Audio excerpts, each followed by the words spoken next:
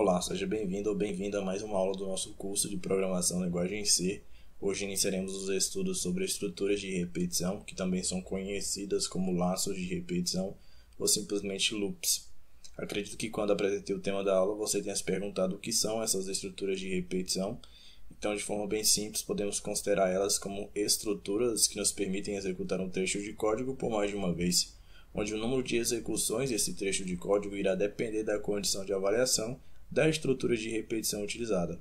Uma estrutura de repetição é formada basicamente por uma condição e por um bloco de código, onde podemos enxergar esse bloco de código como o corpo da estrutura, já a condição como seu cérebro. Outra informação importante é que a linguagem C nos permite trabalhar com 3 laços de repetição. São eles o for, o while e o do while. Cada um possui as suas especificidades e atende diferentes necessidades. Mas na aula de hoje falarei exclusivamente sobre esse cara aqui, o for. Mas garanto que nos próximos vídeos também falarei sobre o while e do while. Então, dando continuidade, para melhor entender um laço de repetição, deve-se entender quando utilizá-lo.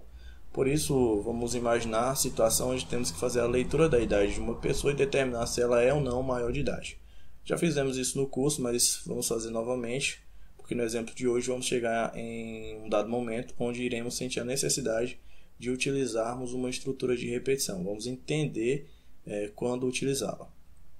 Vamos lá. A primeira coisa que eu vou fazer é declarar aqui uma variável para receber esse dado. Vou chamar de idade. Depois vou pedir para o usuário informar esse dado.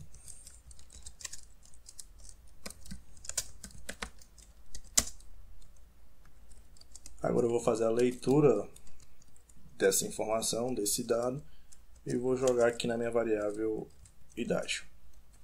Por fim, irei analisar o conteúdo da variável idade. Se ele for então maior ou igual ao valor de 18, eu vou exibir uma mensagem de maior de idade.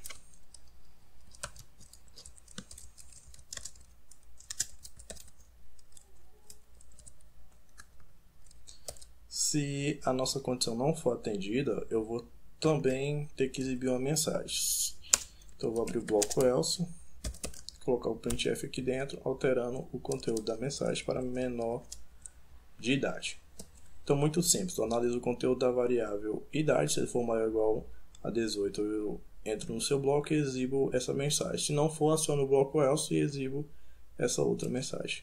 Se eu compilar e executar o código, digitar aqui 43, maior de idade. Se eu executar o arquivo executável outra vez, digitar 12, menor de idade. Então está funcionando. Até aqui nenhuma surpresa, nenhuma novidade. Você já tem domínio sobre esse conteúdo que é estruturas de decisão. Já trabalhamos com if else e inclusive já fizemos esse exemplo.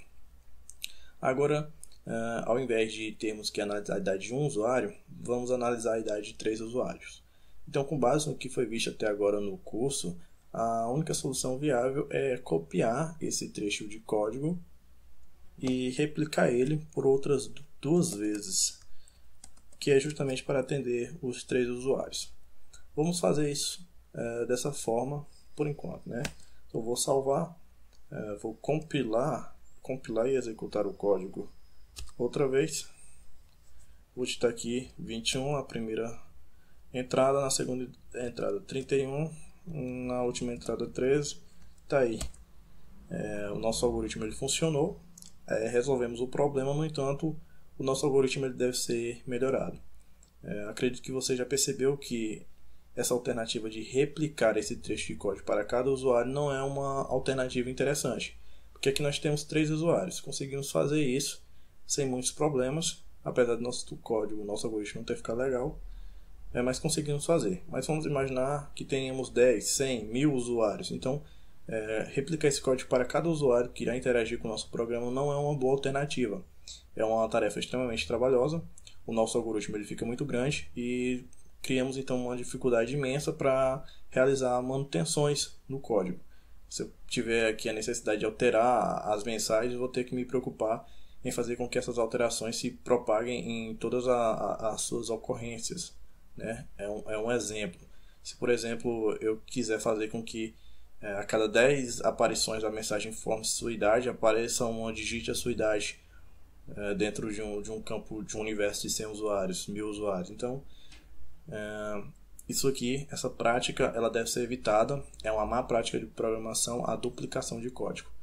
Então, temos como solução, ao invés de replicarmos esse trecho de código para cada usuário, para X usuários do sistema, iremos aplicar ele uma única vez dentro de uma estrutura de repetição que vai se encarregar de fazer com que ele seja executado X vezes. Então, ao invés de ter X replicações dele, eu coloco ele dentro de uma estrutura de repetição que executa ele X vezes, certo? Então, eu vou apagar esse mesmo exemplo onde temos para 3 usuários e vou fazer utilizando uma estrutura de repetição, tá? Muito bem. Nesse caso, onde sabemos o número exato de repetições, que será 3, a estrutura a ser utilizada é a estrutura for. Fazendo uso da palavra reservada for, abrimos aqui o parênteses e depois estabelecemos o bloco de código. Bom, dentro desse bloco de código, do bloco de código da nossa estrutura for, eu vou colocar aquele trecho de código que queremos que seja executado por um número determinado de vezes. É dentro desse bloco de código que colocamos o trecho de código a ser executado várias vezes, que poderá ser executado várias vezes.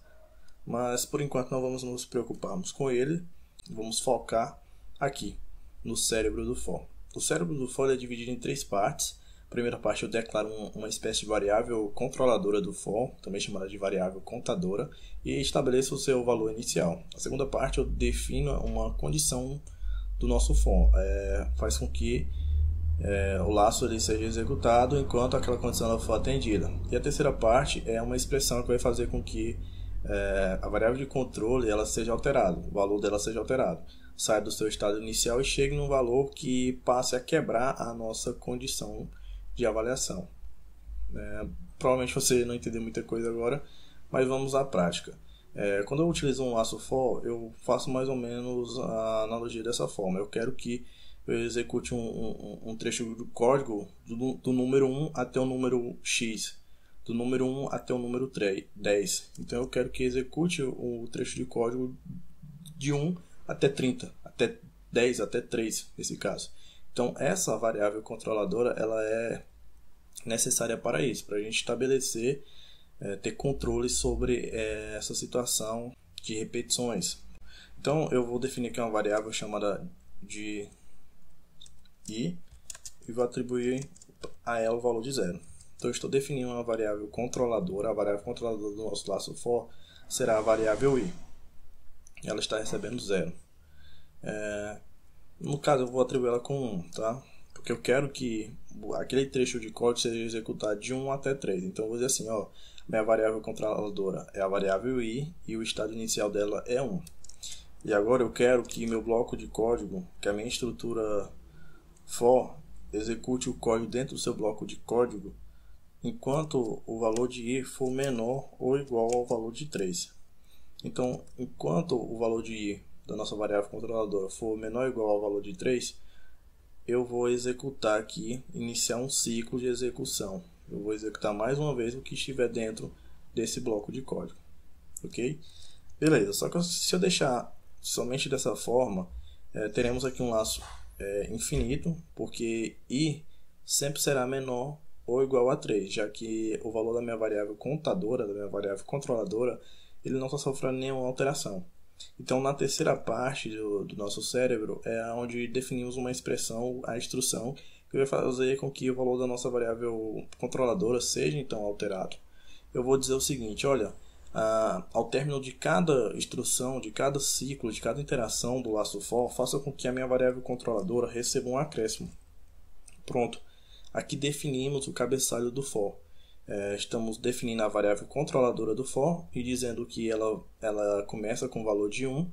E estamos estabelecendo a condição. Estou dizendo que enquanto o valor da minha variável controladora for menor ou igual ao valor de 3, eu posso iniciar um novo ciclo e executar o que está dentro do bloco de código da nossa estrutura for. Só que eu também estou dizendo que ao término de cada ciclo da nossa estrutura for, o valor de 1 irá receber um acréscimo.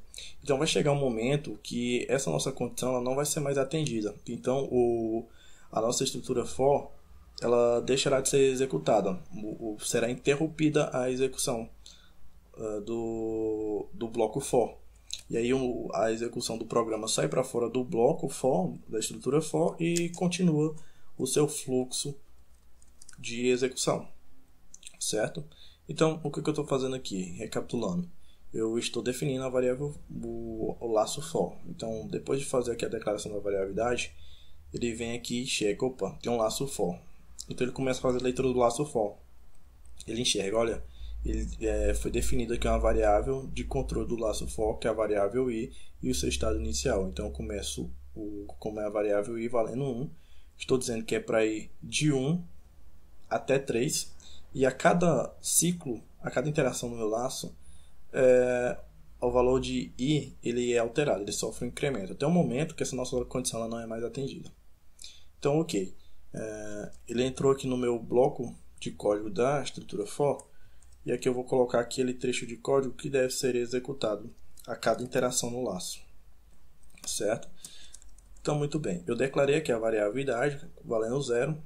A próxima instrução aqui foi o laço for. Então ele declarou uma variável i, que é a variável contadora, também chamada de controladora, e o seu estado inicial é 1. Então ele verifica, olha, i é menor ou igual a 3, sim, i vale 1.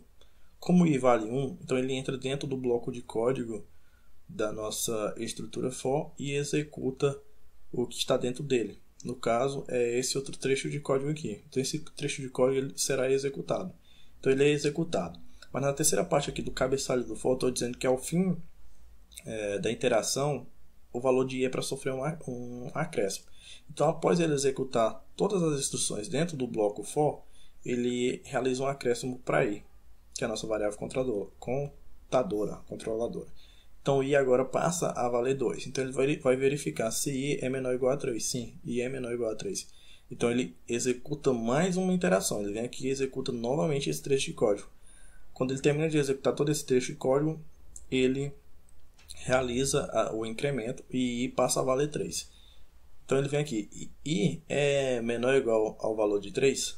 Sim, i ainda atende essa condição. I é igual a 3. Então, i é menor ou igual a 3. Então ele inicia um novo ciclo, executa pela terceira vez esse bloco de código, né, esse trecho de código, e quando ele termina de fazer essa execução, i é acrescentado, recebe um acréscimo. Então ele faz essa verificação e nesse momento a nossa condição não é mais atendida porque i vale 4. Como ela não é mais atendida, ele interrompe a execução do nosso laço for, sai para fora do bloco de código for e continua com seu fluxo de execução. O próximo comando fora do for é o return 0 da nossa função main. Com isso finalizamos a execução do nosso programa. Tá? Então eu vou salvar isso aqui, vou compilar e executar. Perceba, informa sua idade. Vou digitar 12. Menor de idade. Ok. Informe sua idade. Vou digitar 89. Maior de idade. Informe sua idade. Vou digitar 18. Maior de idade. Enfim, funcionou exatamente da forma como eu acabei de falar. Então, ao invés de termos que fazer replicação de código para cada usuário, eu coloco o código uma única vez dentro do for e o for se encarrega, com base no seu cabeçalho, de executar esse trecho de código pela quantidade de vezes necessária. Nesse caso, estávamos precisando que esse trecho de código fosse executado 3 vezes. Então eu defini uma variável contadora, a variável controladora, disse que ela começava com 1, que o nosso for ia fazer a execução de 1 até 3, e a cada execução a nossa variável controladora iria receber um acréscimo até o momento que a nossa condição aqui não fosse mais atendida. Outro detalhe interessante é que essa variável aqui definida dentro do cabeçalho for, ela só pode ser acessada aqui dentro do bloco for. Se eu tentar acessar essa variável fora do bloco for, eu não terei êxito. Por exemplo, eu vou imprimir aqui o valor dela. Vou colocar aqui uma porcentagem D e vou só imprimir mesmo o valor dela. ponto e vírgula, perceba que o próprio Visual Studio Code ele já indica aqui que existe um erro. Então, se eu salvar esse código e tentar compilar ele, eu vou ter um erro. Tem um erro porque ele não reconhece a variável i. A variável i ela não foi encontrada nesse escopo, porque ela pertence exclusivamente ao escopo do for. Eu só consigo acessar ela dentro do bloco for. Tanto é que se eu vier aqui e mandar imprimir o valor de i, porcentagem de, aí, e salvar, e agora sim compilar e executar novamente, ele faz a execução 3 vezes a interação e imprime o valor de i, certo? Então muito bem, a aula de hoje ela se encerrou por aqui, ela se encerra por aqui. Se você gostou do vídeo, deixe seu like, deixe o seu feedback aí em forma de comentário e compartilhe o nosso vídeo.